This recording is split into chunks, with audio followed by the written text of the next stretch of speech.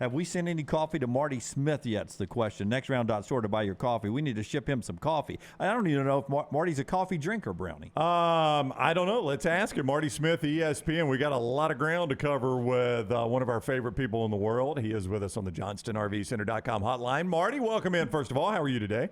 Yes. It's always nice to be in the presence of legends. I know you're a bourbon yes, drinker. I'm a coffee You're a coffee guy. drinker too. Okay.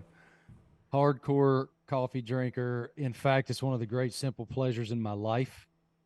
Those first couple sips every morning are wonderful. We were actually the other day, we go camping every year, 1st of June, at this amazing business plan that this guy has out in Western North Carolina. It's called Emberglow. He bought all these old school Airstreams, refurbished them, put decks on them, grills, and permanently parked them on this plot of land he bought out in the mountains, right? So we go every year. It used to be like 15 couples, and we just get hammered and listen to country music and laugh at each other. Now it's 15 couples who get hammered, and our 35 or 40 kids are running around everywhere. It's a blast. But anyway, the question was posed, booze or coffee, if you had to pick one. And couldn't ever have the other one again, and mine's coffee by a mile. Oh, wow. Because I Yeah. was going to ask you, so I won't ask you the first part, because I was going to ask you if you could only have one non-alcoholic drink moving forward, what would it be? Obviously, it's going to be coffee. Of course, water's going to be tough. You like to train. It would definitely be water. If I had to give up booze and coffee, I have a buddy who did that, one of my field producers at ESPN, who's a brilliant man and a brother of mine, Patrick Abrahams. He gave up all of it. And I will tell you, the mental and emotional clarity that he has is something that I covet and that I'm envious about. But I don't know, man. I like both of them a lot. Okay, it's just the opposite for me. When I give up caffeine, I'm a fog. I'm in a fog. I guess if I stayed with it long enough, Yeah, I bet you'd pull out of the fog. I would cycle out of it. If you could Who only... knows what you'd say on air during that interim period? It can't get any It worse, might be Marty. all she wrote for next round live. Hey, see, Marty, I love red wine, I love cold beer, and I love bourbon. And, you know, if it came down to it, believe it or not, I think people would be shocked. I think red wine would be the one I would keep. Now, that would be tough in the summer around the pool and the beach. But it's tough for me to give up my red wine. Put some ice in it. So which one, though? If you could only have one alcoholic beverage moving forward for the rest of your life? It would be really hard to give up cold beer. Yep. But I know I love bourbon, but I could give that up. I'd say I would choose red wine. Yep. I think I would too. I would. Yeah. I think I would too. Kind of questions this show has been built on, by the way. All right, Marty Wow, is. you guys are the best. Marty is always kind with his time. I wanted to get him on when I saw ESPN sent out a promo for a story he has done this Sunday. Morgan Hoffman, and I don't suspect most of you know who Morgan Hoffman is, but you might remember us talking about him last year when he came back to the PGA Tour at the Heritage in Hilton Head. This is a guy that got a devastating health diagnosis. And I'll let Marty pick the story up, Marty, because he chose a path of medicine that is, to say the very least, unconventional, and you have tried to understand what he went through.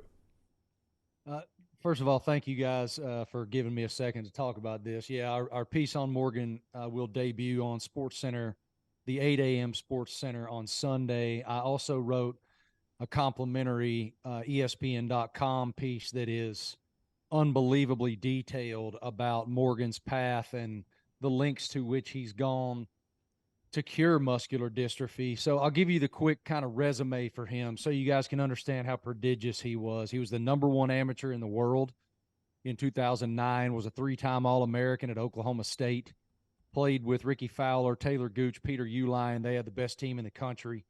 He won the Walker Cup. He was on the Walker Cup team with Ricky and Peter and those guys. And so just a budding superstar. Went pro in 2011, was making his way on the tour and felt very confident that he could win on the PGA Tour. And at that same time, though, he moved to Florida when he went pro to move in with Ricky Fowler. and started to notice that his body, specifically his right pectoral muscle up in his chest, was starting to atrophy to a noticeable degree, to the point where it actually was flat. And his club head speed was plummeting. His ball speed was plummeting. He would typically drive it 305, 310, tremendously powerful player. And now all of a sudden it's 275, 280. And you guys know the game a little bit. If you're not driving it 20, 25 yards as far as you typically do, that means that your irons and wedges have to be that much better, and it can really impact your game, right? And so his game started to struggle a bit. The peak on the tour for him was the end of 2014. He put together a string of really good finishes, made the tour championship, and really felt like he had a real chance.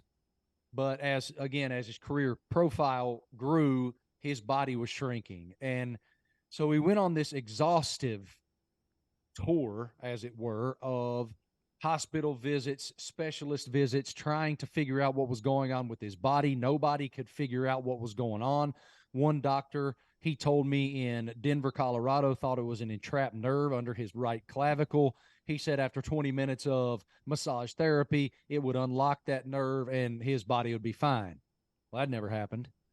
So, I mean, if he was playing at Torrey Pines, he went to Scripps Hospital out there.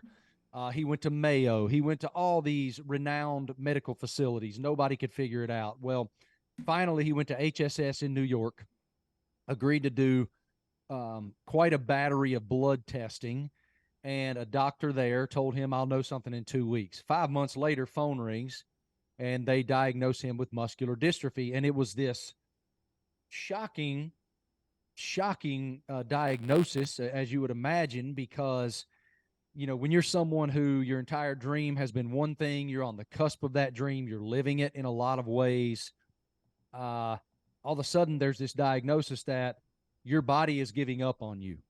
And, you know, you can go see this specialist in Miami, but look, it's incurable. Good luck. There's nothing we can do.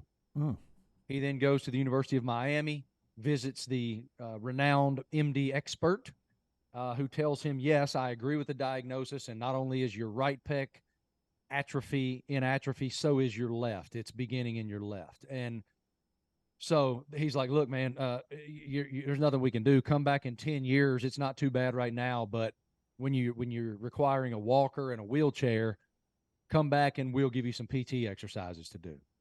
And it really pissed Morgan off to the point where he made the decision to turn his back on what we consider to be the traditional medical community that we know in America, and take a far more natural, holistic approach to trying to heal his body. And that then, through a long, drawn-out process, led him to Costa Rica, the Nicoya region of Costa Rica, which he now lives in Nosara, Costa Rica, full-time with his wife, Chelsea, and new infant daughter, Rye. And he does a lot of his methodology includes things like dynamic breath work, where these are 4-round breathing classes that infuse your body with pure oxygen and flush out carbon dioxide, and you feel this natural high. I did that class with him, and it was interesting. My hands kind of locked up. I sobbed uncontrollably and laughed hysterically, and I still don't know why. It takes your emotions into these deep-seated hurt that you kind of have been harboring, and those things kind of flash through your mind. It was a fascinating experience for me. I felt like I was levitating and the floor fell out from under me. Wow. Really interesting. Another exercise of his that I participated in is what's called a temescal. It is a sweat lodge where 20 or 25 people cram into this clay domed structure that is a clay floor with a pit dug in the middle. And it too is a four-part. It's an 80-minute total exercise, 4 20-minute sessions that they bring in these blessed lava rocks that have been heated, and they continue to get hotter and hotter and hotter. And you sing these beautiful tribal hymns that fill the soul and empty the mind. and you sweat more than you've ever sweat in your life, and it's this beauty of shared sacrifice. I had a panic attack when they shut the doors and it was pitch black and the steam overwhelmed me. But another fascinating exercise, and the one that everybody continues to talk about, is urine therapy. That's the one that's going to kind of make everybody's eyes pop, where Morgan believes that his urine is full of. I think I just heard my wife on my. I think I just heard my wife on my Alexa, or my Alexa was talking to me. Maybe Alexa wants to try urine therapy. Anyway, he basically dry rubs his skin to open his pores, and he rubs his urine into his skin to get to his bloodstream and thereby hopefully infuse his muscles. He believes it's working to regenerate his muscles, and he drinks the balance. He drinks the rest of his urine. I did participate in that with him. Whoa, Marty. Do you drink his urine or your urine? I did. I drank mine. Okay. Yeah. Yeah, that would be super weird if I drank somebody else. Yeah, well, that would be weird. Well, I mean, it is sterile, so. Yeah. Yeah. Drank my own urine, and it wasn't gross to me at all. I never considered it to be weird or gross or anything, and it wasn't gross. But it was very enlightening to go to those lengths with him, because Morgan had a lot of fear going into this that we would paint him as a kook, as a weirdo, as somebody that's going to all these weirdo methods to chase something that is uncatchable. And I never viewed it that way. I just told him, I want to participate in your life and let you share your truth with me without judgment. And what ultimately I learned about him, and you will learn in this piece, is this is a beautiful example of someone who desperately went on a search for answers, and within that search found himself. Well, it's obviously working mentally for him. Any signs that it's working physically for him? He believes so, yes. Jim, I have photographs that Morgan shared with me from his own personal collection where, as his wife Chelsea told me on the record, at the time of his diagnosis, he was skin and bones. Like he was basically walking skeletal remains. And he shared those photos with me. He is, look, we're talking 140, 150 pounds, and he's much taller.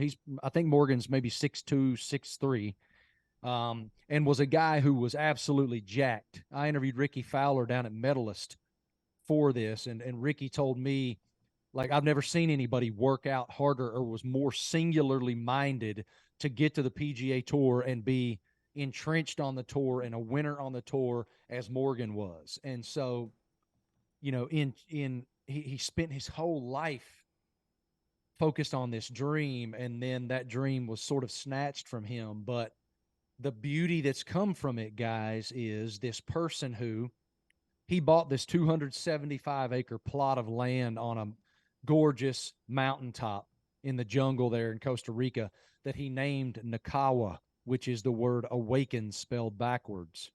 And his goal now is he's going to build a healing center on that ridge for people who have been diagnosed with conditions that Western medicine says can't be healed. And he's not saying he has the cure for muscular dystrophy or he's saying he believes that with all of those attributes, and certainly, Jim, to your point, the most important variable in any healing is the belief that you can.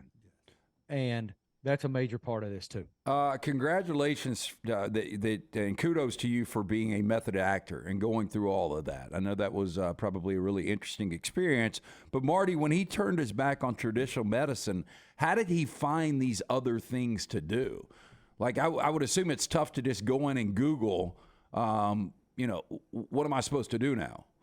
Yep. It was a years-long search and a continual foundation that was built on turning his back on the way that he believed he was treated, which he believes is very cold and callous. He shared voicemails with us, one of which is in the piece, from the medical community, that was because he wanted to meet with these doctors and he wanted to kind of be like, okay, what now? What can I do? And look, I've gone to Nepal, and I spent 90 days being rubbed and whatnot with all of these herbs and different by a guru in Nepal. And I believe that my body is regenerating. Can we do some testing to see? Well, no, look, genetics can't be reversed. It is what it is. I guess if you want to try to call us back, you can. And he just felt like that's not how you treat people. In his words, Lance, these were his words, that he was told, quote, countless times by doctors, it's incurable, good luck, go blank yourself. And so the frustration and the hurt that he felt in that arena, look, he doesn't say, like, if you have a broken bone, he's all in on, of course, go to what we consider to be traditional medicine. Of course, they're experts and know how to fix that. But if you don't believe them that your condition is terminable, that you believe you can take steps, he wants to give somebody an avenue and a place and a sanctuary to do that.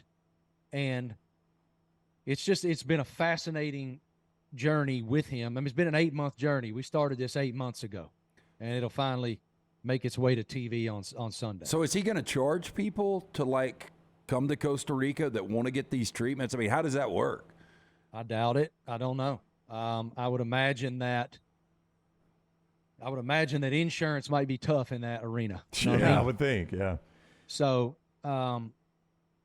yeah, his that is one thing that was interesting in this journey, is that because he has great financial means, not only did he make money on the tour, but Grayson Clothiers, I mean, he's a co-founder of Grayson Clothiers. So he still has plenty of revenue streams to have financial means. And that's a big part of it too. A lot of people don't have those kinds of financial means. So it's going to be your own journey if you decide to take on that. Yeah. And which is ironic, that he has all that money and he still got treated that way by the American medical system. Imagine if you were not a millionaire, how you get treated. Yeah. Yeah. He told me that when he went to HSS, there was all of this testing that was done and that it wouldn't be covered. So he got like a bunch of gut health testing, EKGs, I think it's EMGs, electromyogram. I'm not sure exactly what the medical term is, but he underwent all of this testing. And then when they were finally done, according to Morgan, 10 plus doctors surrounded his bed and they're like, sorry, dude, we don't know what this is.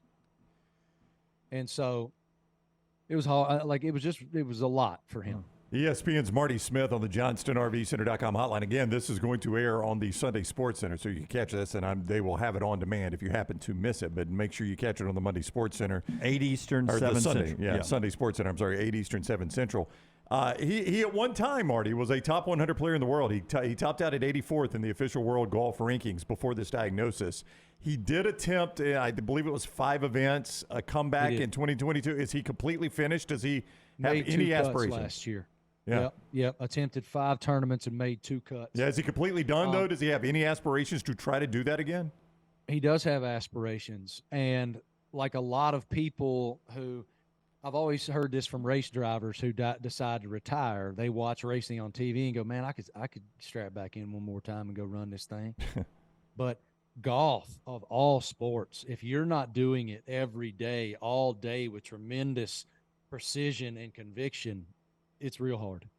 And I mean, other than Tiger Woods, there's not a whole lot of folks who, have that kind of ability. And Morgan does have aspirations. And when he pays attention to the PGA Tour, he's like, I can go back out there again, when he watches his boys do it.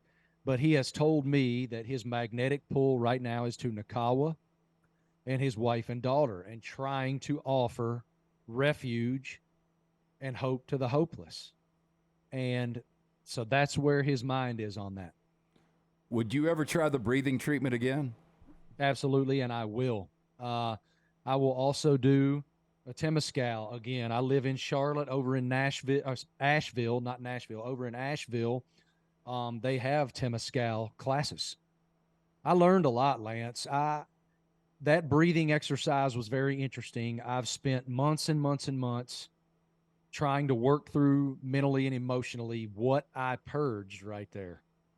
And that's what it does. It puts you in this state. Morgan said that when he's doing it, he's envisioning his muscles coming back. And he is purging lifelong hurts from his youth or hurts from the tour that are entrenched within him, and that you have to very intentionally try to purge. And so I just went into it with an open mind, and I learned a lot, man. It was really interesting. Gave me chills, man. I don't know why, but Well, I'll tell you why. Here's why. Because the human condition for us, and I will speak for people that are sort of in my world, we put a lot of intention and a lot of emphasis on what is cool right now.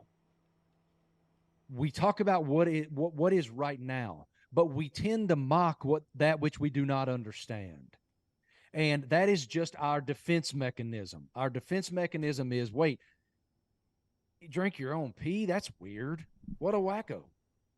But I don't know, man. It's I think when you have that much passion, and one thing about Morgan that I learned so much and I've tried to incorporate into my own life and am not good at yet, is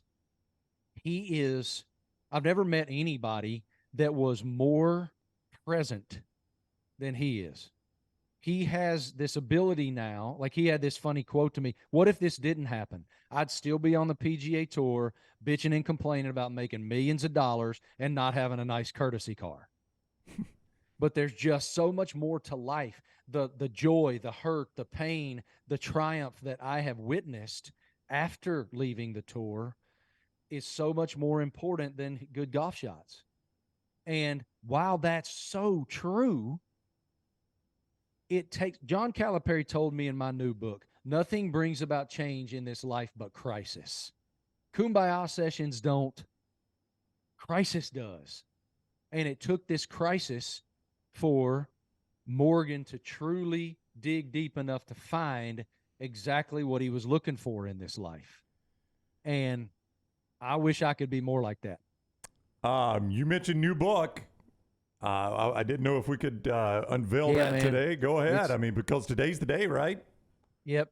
It's on Amazon now. The book actually releases September 26th, but it's called Sideline CEO. I'll post it on my social media soon, and I'm going to discuss it on Marty and McGee tomorrow morning.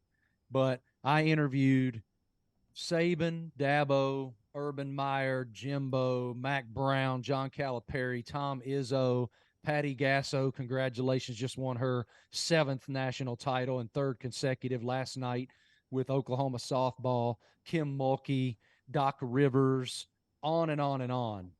All of these championship Hall of Fame caliber coaches about their leadership principles and how they incorporate those into their daily walk, not only as leaders of young men and women, but CEOs of win or go home corporations, and how we can envelop that into our own daily walks.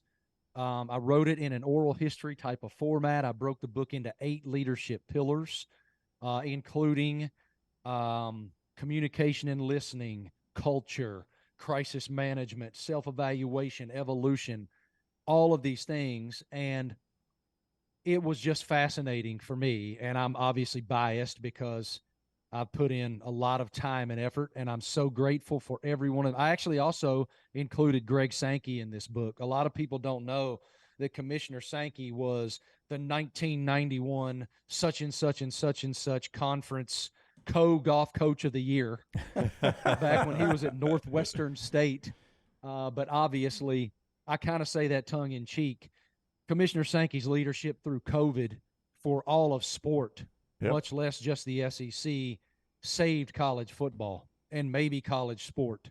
And so I really wanted to have him in this book, and he was gracious enough to give me his time there. All of them were. Yep. So it's pretty cool. I'm full of gratitude that I got the opportunity to do it and that they all gave me the time. As Marty said, it is there. You could order it on Amazon. It is out September 26th, the official release. Sideline CEO Tim Tebow wrote the foreword, and he mentioned all the amazing coaches that are in there, so it'll be a fantastic book. All right, Sunday morning, 7 o'clock Central Time. Watch that SportsCenter, share it on social media, and it's going to be an incredible story. We saw him come back, but Marty kind of goes behind the scenes there, so I can't wait to see that. Always fun, Marty. Thank you very much for the time. Always appreciate y'all. It's golf season. Let's do it. Let's do, oh, hey, are you light, dark, or medium roast? Light. Light roast. Okay, on the way. Check your mail. We got it coming. Boys. All right, I buddy. appreciate all y'all We'll see- so much. Yeah, We'll missed you, brother. We'll too. send some for the wife, too. That's right. Yeah. Laney, get her some. All right, see you, Marty. Marty Smith with us on the JohnstonRVCenter.com hotline.